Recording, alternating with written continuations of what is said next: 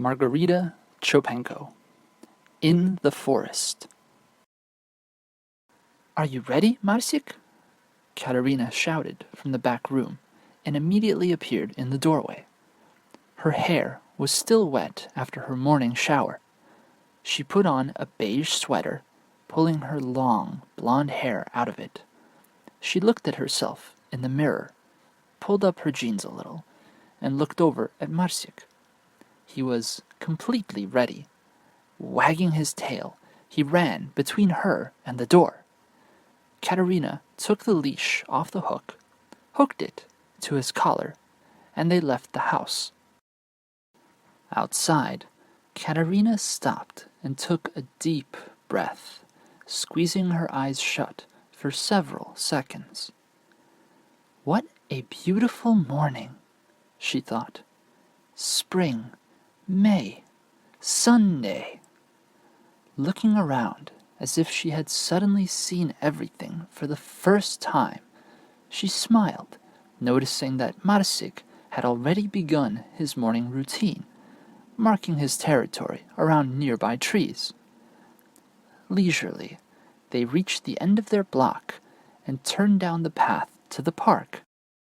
Her house was located on the very edge of the recently built settlement, and this park was not really a park, nor was it a cut-down forest. It was a natural, untouched piece of land. Soon they reached a small lake stretching from the left of the path to a birch grove. Decorated with many colors of coastal grasses, it looked simply fabulous. Long grass stalks hung down into the water. Thick grass muffled sound. The birch trees surrounding the white wall seemed to protect it from something, someone. Katerina was always surprised by this lake. So quiet, smooth, beautiful. It seemed that it was very ancient, that if you stood still for a long time, you could see its even more ancient inhabitant, whose long, white to gray hair tangled itself in the wind among the thin branches of birches. Who was he? Sorcerer? Wizard? On the right, there was a pine forest, and from there came the cool morning air of the unheated, damp earth, leaves, pine needles, and mushrooms. Katerina unfastened the leash, and Marcik chased after an azure butterfly that flew around the bushes near the footpath. Failing to catch the butterfly, he fixed his eyes on a bird that sang in a birch tree. It was a goldfinch. Its bright plumage was clearly visible against the white trunks. They were both looking at the bird as it flew from tree to tree, communicating with other similar birds, when suddenly something stirred and ran in the dry leaves on the ground from the direction of the pine forest.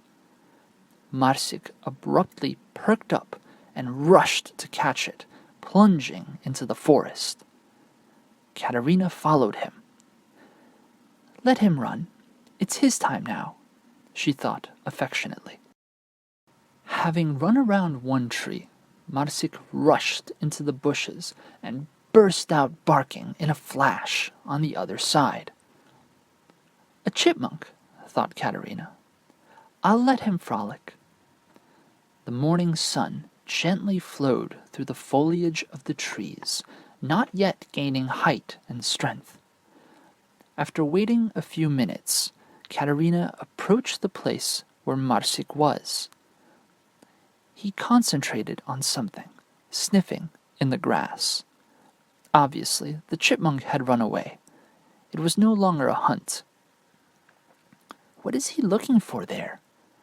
thought Katerina, approaching carefully, just in case, and looking around. "What is it, Marcik?" asked Katerina, peering at last year's leaves between new but already tall shoots. Marsik grabbed something with his teeth and pulled out a shoe.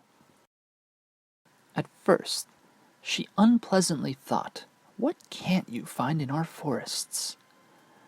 But when she looked at it closely, she was stunned. It was not just any shoe. It was a very beautiful, expensive woman's shoe with a sharply curved but not very high heel, decorated with sparkling stones and fine fur. She turned it over in her hands. For some reason, it came to her mind that this shoe was from a royal foot. It was certainly a stupid assumption, but they don't make shoes like that now. If it has fancy stones and buckles, then necessarily it must have very high heels. But this one was designed for comfort, for a very respectable comfort. And the heel. This shoe would attract attention, appearing, then disappearing, under the lush and rich edges of a long dress, causing a persistent desire to see it all in its entirety. In amazement, Katerina summed up a guess that had come from nowhere. She carefully rubbed the stones with the edge of her sleeve. Yes, and the stones sparkle so brightly. The edge of the sole around the shoe was made in a gilded frame.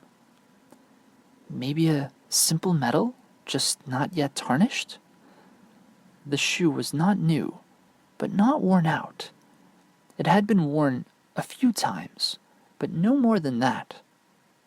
She put it under a tree and readily began to look for the other one. There was no other shoe. Katerina sat in the grass. Strange, she thought, though what is more strange, that there is no second, or the fact that this one is here at all? But so fancy. She looked toward her find. A ray of sunshine, breaking through the foliage like a thin thread, rested on the shoe.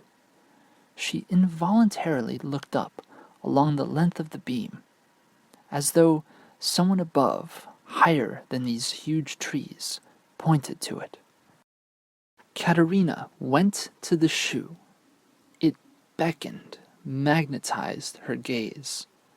Now it was possible to examine it closely. Dark green velvet, with small, dark purple underlay inserts on the sides, gave the heel a more curved, chiseled appearance. The elongated but bluntly cut toe had a golden tip. A golden border ran from the nose along the edge of the sole, then curved elegantly up the upper edge of the lilac lining and skirted the heel above the line of attachment to the shoe by about 1.5 centimeters. Another line ran vertically along the edge of the heel down, along its slightly inward curved lower edge, and then wrapped around. So, visually, the heel looked a little taller than it really was, and more in style. In front, on the upper part, the shoe was decorated with stones. And how? It was a constellation of 3 stones, gently placed in light pink lilac furry nests. The fur was very thin, like batiste fabric. The same fur covered the upper edge of the shoe. It was not long, but protruded slightly upwards and hung over the side. Up from the stones, the dark green material ended with a soft twisting, which gracefully protruded upward, seized at the base by a lilac ribbon border. The same thin layer of fur that lined the inside covered the tongue, which folded over to the front. Yes, It was something extraordinary. Katerina did not know how long she looked at this work of art. She was brought out from her contemplation by some irritating noise. She looked around in astonishment. Somehow, everything had changed. The sky darkened, and the wind had risen. Obeying its movement, the grass bent down, the air lost its transparency, and howled among the bushes and trees. She began to look for the source of the sound, and realized that it was Marsik whining. "Marsik," Katerina called, but to her surprise and horror, she did not hear her own voice. Looking around, she saw him crouching in the hollow of a big tree. She wanted to get up, but the wind pushed her to the ground. It had become very difficult to breathe. She gasped. Her hair whipped wildly in the wind. She pulled her sweater over her head and pressed herself to the ground. "It will pass," she calmed herself. Marsik was safe. If only the tree had not collapsed. A movement near Katerina made her listen. Though the wind had died down, what was this strange feeling of deafness and heaviness? She pulled her sweater off slowly from her head. At first, Katerina thought that she was probably sleeping, or that she had some sort of dust in her eyes, because the air looked denser and had lost its transparency. It was somehow thicker and pressed on her shoulders. It was even hard to sit. She raised her face to the treetops, and to her incredible surprise, she suddenly saw a big fish floating between the trees, slowly, through the air. A fish? So this is not air? It is water? So she has nothing to breathe? Her heart beat with horror. Katerina closed her eyes. But no, she could breathe.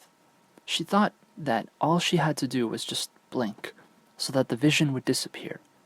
She blinked, and even rubbed her sweater over her eyes. But when she opened them, she saw a lot more fish, big and small. They slid smoothly among the trees at different heights, as though they had always been there. The sun was breaking through again, not through the dense foliage, but through the water column. The crown of the trees was not visible, and it was difficult to say how deep or how high the edge of the water was. As soon as Katerina thought about it, she almost choked, and in fear fell into the grass, curled up in a ball. But when she closed her eyes, she felt much better. She could breathe. After lying down and gathering her thoughts, she decided not to panic, to just sit and watch and think afterwards. Katerina threw an anxious glance at Marsik. He was still sitting in the hollow, breathing quickly. She rolled closer to him and hooked him on a leash to a large snag. Somewhere far away, up above, thunder rumbled and lightning flashed. The pressure and movement of water began to feel worse. Fish anxiously darted among the trees. A very strong thunderstorm is probably approaching, Katerina thought uneasily. Oh, water conducts electricity. Better not to think about it. She closed her eyes again and felt a little better. Peals of thunder were coming closer. It was strange that they were so frequent. Why do they come from different sides? Thought Katerina. As they got closer and closer, soon they were almost merged together, being so close. She looked above, afraid that lightning would strike right on top of her. But what she saw made her close her eyes again so as not to lose consciousness. Very close to her, sitting deep in the water, sailed a huge ship. Trees bent under its bottom like reeds. The water shuddered. There were no fish anymore, but some debris fell around the ship. She saw its keel and left side. Its oars, like a huge crest, rhythmically entered and left the water, driving the ship forward. It was so close that she could see through the water the black flag on its high mast. Pirates? Thought Katerina. Further away, she saw another ship coming from the opposite direction towards this ship. Katerina understood that these two ships were fighting each other. What she mistook for the rumble of thunder was actually cannon shots. Both ships mercilessly fired at each other. Hissing cannonballs and flying arrows fell into the water. Katerina looked on in amazement. Finally, the guns stopped firing. To her horror, the ships met almost directly over her head. Oars hung impotently in the water. One ship caught the other to board it, thought Katerina, recalling her history lessons, and closed her eyes. She heard people screaming on the deck. Throwing anchors, the ships trampled the water. One anchor fell quite close. Here and there, people began to fall into the water. Their bloodied bodies tried to resist the downward movement, but deadly wounds had drained their strength. It was painful to watch. One man in black pants, rolled up to his knees, fell into the water not far from her. Katerina rushed to help him. Running was very difficult. A huge, invisible weight pressed her to the ground. But she reached him before he landed, and at that very moment, when she pushed his naked torso up, her hands simply went through his body, and he helplessly fell to the bottom. She understood that in this world, she was only a spectator, and her help was in vain. What is this? A parallel world? Katerina could not finish this thought, because suddenly, not far away, something big and white from a large number of bubbles fell into the water. She was all tense. What? What is it? The bubbles dissolved, and she saw that a woman was slowly falling into the water. Long, beautiful black hair gently curled around her head. A magnificent green, thick silk billowing dress swelled under the pressure of the water, slowing her fall. A pearl thread around her thin neck swung around her head, illuminated by the sun's rays. The woman's eyes were open in grief and astonishment. She was injured. An arrow stuck in the calf of her left leg. The right leg was bare, and instinctively looking for support, straightened to the limit. Pirates? Guns? Arrows? Lord, what era? Katerina looked at the woman's bare foot in amazement. How could she help her? And then she suddenly saw on her injured foot, limply bent at the knee, the same exact shoe as the one she now held in her hand. A thought flashed. So, she was injured, and the shoe fell off her foot. But what can be done? She will soon fall like that man. In desperation, she clenched her fists. In a split second, another thought struck. The shoe! It's real! I'm holding it in my hand. It might be a link between these two worlds. She moved quickly toward the woman and stood so that they were almost in the same vertical plane, as if she were about to catch a ball in a college volleyball game. No, not the ball. She won't get a second chance, but she can handle it. Katerina quickly prepared herself. She took the shoe so that her left hand held the firmly protruding lapel of its tongue, and her right hand held it firmly from the bottom. And at the moment when the woman's bare foot almost touched the bottom, she still managed to put the shoe directly under her foot. Her foot slid into the slipper on the smooth fur, and at that moment she pushed the woman up with all her strength, trying to keep her body as straight as possible. At the last moment, she noticed that the woman's eyes were fixed on her. "Fly, this is your only chance," Katerina exhaled. Overhead, she saw the bottoms of two small boats approaching. One was near the place where the woman was rising to. They must see her, thought Katerina with relief, when suddenly the anchor that had landed not too far from her began to move. During the battle, the ships moved, and now, raised higher, the anchor plowed along the ground, hooking the snag Marsik was tied to.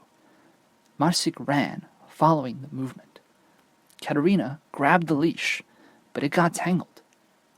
Another second, and the anchor would come off the ground with the snag firmly seated on it. On the way, there was a pine, and the anchor dug into it with its sharp end. She quickly undid the leash. Scratching deep bark, the anchor floated up. Hugging Marsik, Katerina remained lying on the ground. Exhausted, she began to fall asleep, but then a happy thought lit her up. She had saved that woman. Who was she? And how could Katerina be at that very moment of her fall?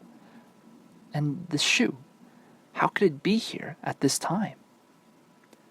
Probably this battle has already been going on for a long time, and the shoe fell earlier, but then I appeared in their dimension. Katerina dozed off. When she woke up, the sun had passed noon. Katerina looked around. What was it? Was it real? Or just a dream? She looked at Marsik. Marsik looked dumbfounded. She looked at the place where the shoe was.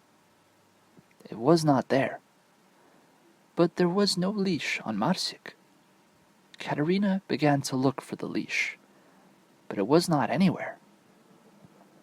Suddenly, she saw something bright flash from under a bush. In a daze, she leaned over. On green leaves, under the bush, lay a string of pink pearls. In amazement, she stretched out her hand to it and remembered how it swayed around the neck of that woman, and then stuck in her long hair and pink fur on her shoes. Katerina looked around and did not know what to think. Then she looked far up. There had to be someone, a third, who brought these two together. April 2019.